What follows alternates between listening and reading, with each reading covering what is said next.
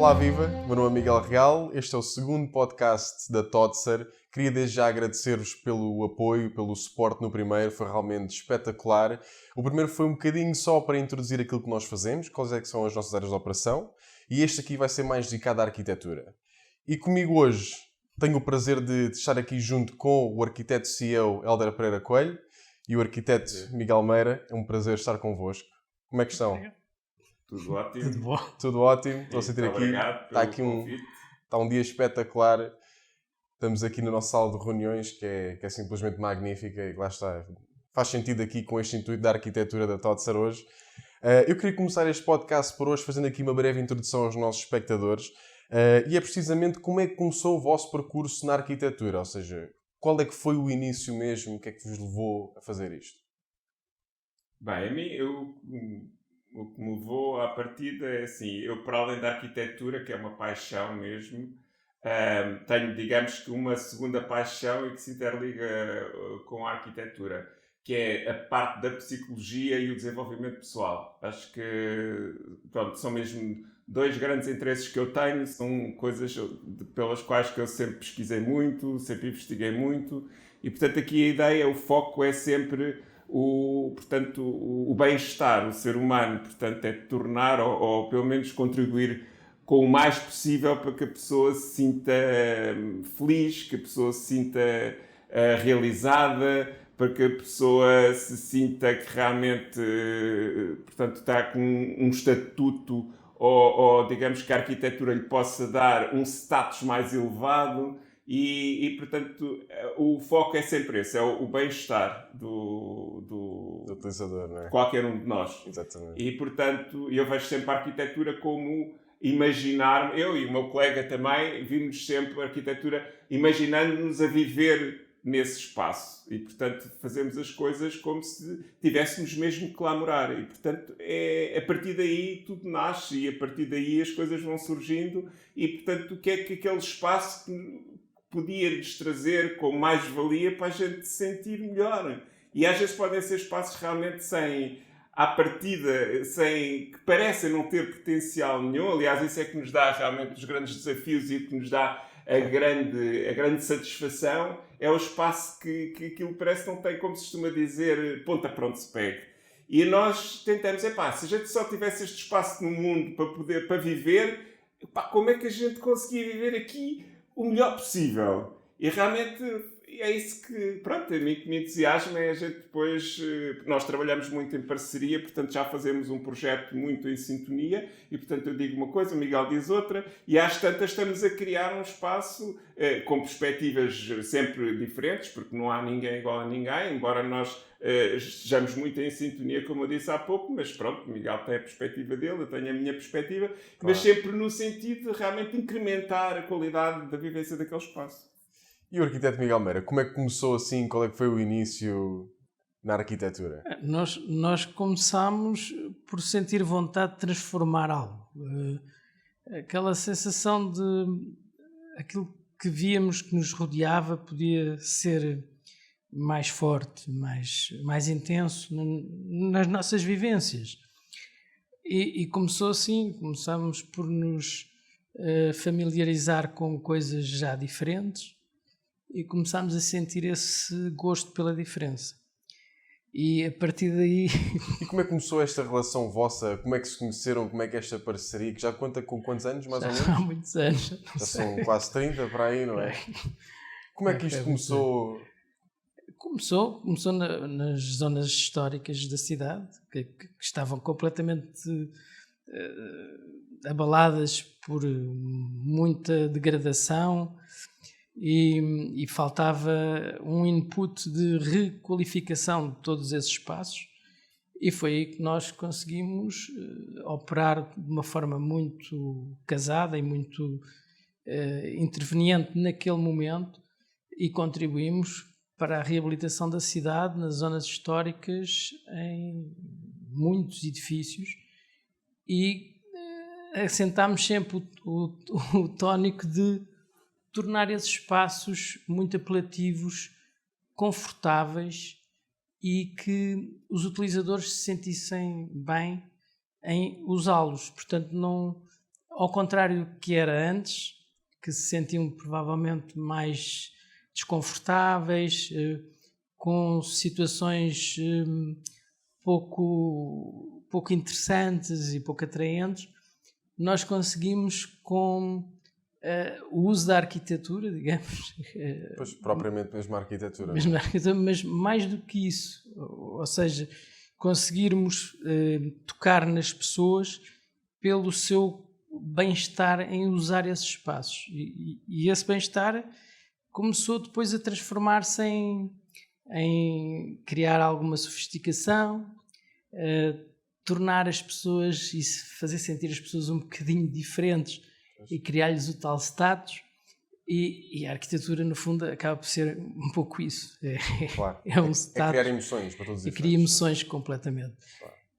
O Real, quando portanto, acabou de fazer essa pergunta, porque é que a gente se encontra, eu nunca tinha pensado nisso. Mas realmente há aqui uma coisa, quando nós nos conhecemos, uma coisa em comum, que é assim, tanto eu como o Miguel, pronto, digamos que pode-se dizer que no país é dos arquitetos que mais percebe de construção em si. Portanto, normalmente os arquitetos fogem da obra e têm sempre preferência, fogem entre aspas, e têm sempre preferência para o ateliê. O Miguel é o inverso, portanto, foge do ateliê e gosta de estar na obra. O Miguel sabe o que é que coordena, o que está a coordenar, ele só preciso sabe fazer. E eu também, como tive sempre uma perspectiva muito empírica da arquitetura, eu acho que isto foi isto que nos ligou. Portanto, foi a parte prática em si. Porque há aqueles ateliês chamados de autor, são ateliês, se calhar, que desenham muito mais, que se candidatam muito a concursos de projeto e que muitas vezes esses projetos depois não avançam por variedíssimas razões. Sim. Ou porque realmente não ganham os projetos, ou porque realmente a obra não se concretizou, por variedíssimas razões, como todos sabemos. E se calhar nós desenhamos menos, mas aquilo que nós desenhamos estamos com um enfoque muito grande na concretização daquele projeto. Portanto, são projetos, digamos que, muito mais focados na utilização, na parte da utilização do utilizador. Claro.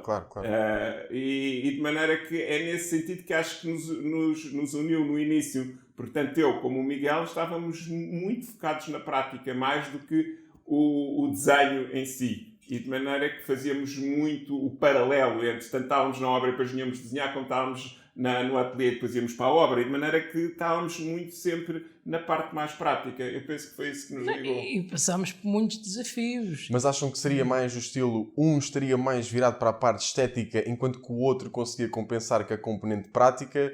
Achavam que havia esta sinergia quase subconsciente? Ou estavam sempre na mesma página? Não é bem... Acho que isso não é bem por aí. Era uma leitura quase intuitiva. Quase mesmo, estão mesmo com uma química, estão basicamente dentro do mesmo pensamento. É incrível, quase. Mas é verdade. Uma coisa surge é química, naturalmente. É química. É capaz. Talvez uma forma de ver a transformação que se pode criar, mas lá está, isto é muito natural, surge de uma forma muito natural. Não... Vai-se aperfeiçoando ao longo do tempo, não é? Também Sim. é uma coisa que já, a prática é uma Sim, coisa... Claro. E depois também nós realmente temos aqui uma coisa que nos ajudou a aperfeiçoar isso. Como nós trabalhamos muito para investidores, ou seja, para empresas, fundos, mesmo particulares, que querem investir portanto, na parte do imobiliário, portanto, todo o nosso projeto, no fundo, é sempre com o intuito da rentabilização. Ou seja, o nosso investidor quer que façamos um projeto que não seja muito oneroso, portanto, que não seja grande investimento da obra, mas, por outro lado, esse projeto tem que ter muita qualidade, por sua vez, ser bastante vendável ou ser bastante, digamos, de fácil arrendamento. E de maneira como nós, praticamente todos os projetos, tirando algumas exceções para algumas pessoas aí da nossa praça, alguns CEOs, algumas pessoas realmente que querem projetos mais especiais, os nossos projetos são basicamente para quem quer investir na área do imobiliário. E, portanto, nós conseguimos sempre ter o feedback do impacto que aquele projeto tem por parte dos utilizadores. Ou seja, na parte de quem vai comprar, portanto, a gente percebe digamos que o preço que atinge portanto, a construção que foi projetada por nós e a rapidez com que realmente se consegue vender aquelas casas em detrimento de outras. Portanto, se a gente conseguir em que o nosso investidor consiga vender mais caro, por exemplo, um T2 na mesma zona, consiga vender mais caro e mais rapidamente, isso é o feedback que realmente o nosso projeto conseguiu. É bom. É porque alcançou o objetivo. Alcançou o objetivo. Claro. E em termos de arrendamento, a mesma coisa. Se as pessoas estiverem dispostas a pagar ligeiramente mais ou um pouco mais pelo arrendamento e rapidamente se conseguir arrendar, e depois não é só a rapidez e não é só o preço, é também o feedback que nós temos em termos de manutenção. Nós, por exemplo, nós sabemos sempre se as coisas se degradam mais rapidamente, se aquilo é tudo esteticamente muito interessante, mas depois se aquilo não funciona porque as pessoas estragam as paredes com as malas, no caso agora do turismo, tudo isso nós vamos afinando o projeto, ou seja, todos os erros que nós possamos, incorrer durante todo o percurso, nós com esse feedback vamos sempre afinando o nosso projeto. E por isso é que eu acho que, como nós pomos tanto em prática aquilo que nós projetamos, conseguimos agora um aperfeiçoamento do nosso projeto. Claro que são sempre situações diferentes, a gente vai mesmo com o decorrer dos tempos, a gente vai fazendo uma arquitetura diferente. Mas em termos de, digamos, quando o Real estava a perguntar se era estética, se era funcionalidade, digamos que é sempre uma coisa muito com a outra. Porque É um mix, basicamente. Não há não há nem tanto ao mar, nem tanto à terra. Exato. Não é um bocadinho... E nós, apesar de eu defender isso, que acho que as coisas para além de estéticas têm que ser funcionais, nós aqui temos mesmo que ser funcionais, porque senão não resulta, porque senão o nosso investidor não ganha dinheiro com isso, senão o nosso investidor não vende rápido, senão não arrenda rápido e de maneira que não nos entrega mais projetos. São objetivos diferentes, né? São arquiteturas diferentes. E uma coisa que eu, por acaso, sempre fui bastante entusiasta da vossa psicologia como arquitetos, e também gostava de falar um bocadinho aqui, era precisamente qual é que é o vosso processo de raciocínio. Imaginemos, por exemplo, que deparam-se agora com um edifício descurado na Baixa Lisboeta. Um edifício histórico, antigo, arquitetura pombalina. O que é que passa pela vossa cabeça, o primeiro olhar que dão para o edifício? O que é que vocês reparam? Qual é que é o vosso processo de raciocínio? Onde é que eu olho? Para onde é que eu vou ver? O que é que se pode manter? O que é que se pode manter? O que é que se pode manter de origem? O maior número de elementos, de apontamentos. Não descaracterizar. Manter o edifício fiel à sua origem, o mais basicamente. Possível. O maior número de apontamentos, por muito degradado que esteja, a gente vai buscar o máximo. E a nossa intervenção terá que depois valorizar a gramática da arquitetura existente. É uma forma de poder, lá está, dar um input de valor que depois vai-se reconhecer isso na prática quando tiver tudo pronto. Não, e até porque é assim, há requisitos que têm que ser mantidos, não é? Nomeadamente, como eu sei, a estrutura em madeira, tal como em alguns prédios têm que acontecer. Isso são dados adquiridos que, quer não se queira, tem que se ter. Mas é engraçado que, na vossa perspectiva, a conservação da originalidade do edifício é uma garante, ou pelo menos contribui muito para a sua constante valorização, não é? Naturalmente, porque estamos a falar em zonas históricas, porque é tanto assim que se ganhou nestes últimos anos um impacto extraordinário no turismo, precisamente por essa preservação e essa valorização histórica nas zonas antigas. Procura, pois. Porque se descaracterizássemos todos esses espaços, naturalmente não teríamos agora uma procura tão notória do turismo que tem, no fundo, dado um empurrão na nossa economia em várias áreas, sejam elas no turismo, como na restauração, como em várias outras coisas. Existe um ciclo económico muito grande em torno daquilo que é a nossa força de turismo. Portanto, há muitos negócios em torno disso. Mas depois há aqui um comprometimento muito importante. Não é só nós mantermos, digamos, que os apontamentos, portanto, da época, históricos, mas sim fazer o conciliar com o maior conforto e a melhor habitabilidade dos dias de hoje. Porque é assim, porque as pessoas não podem comprometer o seu tipo de vida, o seu modo de vivenda com a história de terem pela manutenção de uma coisa que é antiga, quer dizer. E a gente tem que conseguir conciliar as duas coisas. As pessoas não podem ser escravos de viverem num espaço e que não é tão confortável, não é tão fluido, Só porque é antigo, não é? Só porque é antigo, não. Nós temos há aqui um comprometimento muito importante. Nós temos que conciliar as duas coisas. tanto a parte da funcionalidade e a forma como é utilizado atualmente os espaços, como tudo o que se mantém da origem do edifício. Isso é uma coisa muito importante, porque hoje o modo de vida é completamente distinto. Não se compara. E, aliás, há situações antagónicas completamente. É como, por exemplo, havia antigamente os projetos, sei lá, anos 20, anos 30, em que era importante que a zona das cozinhas ficassem o mais afastado possível da zona social. Qual era o objetivo? Que isso, na altura, eram tarefas que eram feitas por, portanto, pessoas que eram assalariadas, que eram empregados para esse tipo de tarefa e que não podiam perturbar de todo, portanto, os senhores da casa ou as visitas. E, portanto, as cozinhas tinham que ser o mais afastado possível da zona social. Hoje em dia é exatamente o oposto.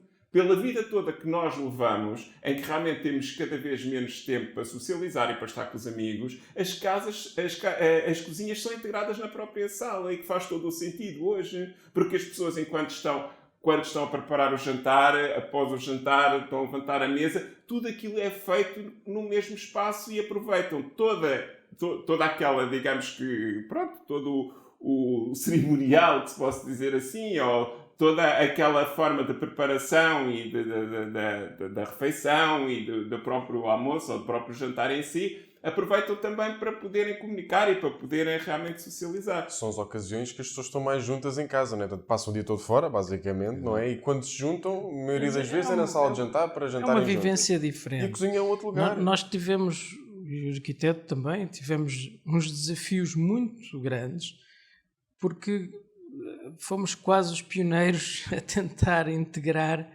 a vivência das cozinhas com a sala em espaços que ainda não tínhamos regulamentação que permitisse isso. Cá em Portugal, era uma coisa que já se usava também lá fora. Por exemplo, os Estados Unidos é um tipo de vida que já era habitual. Cá não é? Pois. Tivemos uma fase muito difícil de transformar esse problema do uso de espaços, mas conseguimos, felizmente, e depois também tivemos o apoio da regulamentação, que entretanto sofreu alteração nesse sentido, e conseguimos então que as coisas fluíssem dessa forma mais tranquilas. Mas o objetivo é sempre um pouco esse, é conseguirmos ir acompanhando a evolução, em que naturalmente a arquitetura tem e há de ter sempre um conceito muito importante nos negócios, porque é uma marca que faz com que o investidor possa garantir, de certa forma, o seu investimento. E depois também acaba por ter uma parte social que é inevitável. Portanto, a arquitetura vai ditar, de certa forma, qual é o nosso perfil. Isto é quase como... Mas é verdade. É um pouco isso. Portanto, nós temos que também, e nessas coisas nós acabamos por fazer sempre um acompanhamento do perfil do nosso cliente para conseguir introduzir-lhe ainda uma maior valorização, muitas vezes muito mais até do que ele poderia estar à espera. E isso tem sido para nós uma grande satisfação, na maior parte das pessoas que têm falado connosco, e estamos bastante satisfeitos. É uma garantia do sucesso, não é? Pode ser que é uma garantia do sucesso. Eu julgo que sim, não temos de ter modéstia em mostrar de facto aquilo que temos feito bem e até para muitas zonas da cidade que estavam muito desvalorizadas. Portanto, nós contribuímos, bem ou mal, mas contribuímos. Nós, no último podcast, nós falámos em que aquilo que nós fazemos em muitas das ocasiões acaba por ser quase como uma missão cívica, porque nós estamos a devolver a Lisboa, não é? Às vezes, muita sua essência que se perdeu, até porque os edifícios acabam por envelhecer, acabam por ficar descurados e isso tudo, e nós revivemos esses edifícios. E isso também me leva a outro tema que também queria discutir com vocês, que é precisamente nós tentamos manter a originalidade ao máximo, mas eu também sei que nós conseguimos também introduzir mudanças muito sutis na parte estética em que nós fazemos um retrofit dos edifícios antigos. E esta tendência que, vamos ser sinceros, tem sido posta em prática nos últimos tempos, se calhar mais nos últimos 10 anos, é algo que ainda consegue manter a originalidade dos edifícios, dando-lhes um toque moderno e que visa a ser também bastante intemporal. Qual é que é a vossa opinião de como é que tem sido feito este trabalho em Lisboa? Acham que tem sido bem feito? Acham que tem sido exagerado? Qual é que é o vosso input nesta área? Isto não é só, isto no geral mesmo, em Lisboa. Eu acho que houve uma melhoria muito acentuada no que se tem desenvolvido nos últimos tempos. Até posso dizer que determinados edifícios, e nós tivemos já alguns exemplos executados por nós, e alguns edifícios que só pelo simples facto de se escolher uma forma cromática adequada e conseguir-se introduzir essa leitura nos elementos arquitetónicos, conseguirmos valorizar o edifício sem lhe fazer qualquer alteração. Só mudar a cor, basicamente. Basicamente, Isso é incrível. pontuar. Mas saber onde é que se põe as cores. Não, claro, sem dúvida. Sem dúvida. Isto Isto não é fácil, pois não há de ser uma coisa fácil. Temos é só começar a exemplos, pintar ali à temos flor. exemplos na cidade que pronto, não é agora. Isto que o Miguel está a dizer é realmente, pois, nem tinha pensado, pronto, não tinha pensado nisso, mas isto advém, digamos, da experiência. Isto é como aquela história do mecânico XPTO que leva não sei quanto dinheiro para acertar qual é o parafuso que tem que trocar, quer dizer, e depois no fim o dono do carro diz, tu me levas-me este dinheirão todo só por causa da porcaria do parafuso. E eu disse, pois está bem, mas para saber qual é o parafuso e o parafuso que é, isto levou muitos anos, quer dizer, e nós é um bocado assim, quer dizer, este exemplo simples, como o Miguel diz, que é o estudo cromático de um edifício, vem, digamos que a nossa grande experiência de todos estes anos, que é isto mesmo, nós conseguimos introduzir de forma cromática, ou seja, conseguimos fazer, já estamos, digamos que tão habituados a trabalhar, digamos que com uma contenção muito grande a nível de investimento financeiro, que nós temos que saber que com pouco investimento nós temos que propor uma intervenção mínima que gaste pouco dinheiro, mas para aquilo ter um grande resultado. Ou seja, em casos extremos de limite de gestão de património que nós fazemos de alguns clientes, eles não querem gastar dinheiro nenhum, porque o que querem realmente é ter o retorno do rendimento do prédio e não querem gastar o mínimo em termos de manutenção. Nós, o mínimo, vamos fazer aqui um estudo cromático e vamos pintar o prédio de tal maneira que dá, digamos, uma sobriedade ao prédio, dá uma dignidade ao prédio. Mas isto parece coisas muito simples, mas é destacar determinados elementos da fachada, é saber enfatizar determinadas coisas, que aquilo no cômputo geral, quer dizer, a intervenção foi mínima, mas depois o impacto, o que é que estes fizeram ao prédio? E fizemos muito pouco. Portanto, é um bocado a história como o mecânico do parafuso. Quer dizer, a gente somos pressionados tanto em fazer fazer a melhor obra com pouco dinheiro, que a gente, já é... E às vezes menos é mais. Exato. Às vezes menos é mais. E a simplicidade é a arquitetura, menos é mais. Isso é... Quando se começa ali a inventar muito, ali a patinar, às vezes acaba por não dar um resultado nada especial. Isso é mesmo... No fundo acabamos por eliminar os atritos e potencializar as valências da arquitetura. Claro. Fica extraordinário. Mas gostamos muito de intervenções que muitas vezes acabam por ser peculiarmente simples. É que quando está feito a gente pensa, pois realmente, quem é que não sabia? Isto é facílimo. Mas antes de fazer, ninguém se lembra disso. Aliás, não é que ninguém se lembra, mas não é toda a gente que se lembra. Não é toda a gente que se lembra. E há uns que fazem de uma maneira, outros fazem de outra. Eu não estou a dizer que nós é que fazemos bem. Nós fazemos bem, como há muita gente que faz bem, mas cada um faz com a sua experiência, com o seu perfil. Claro que sim, claro que sim.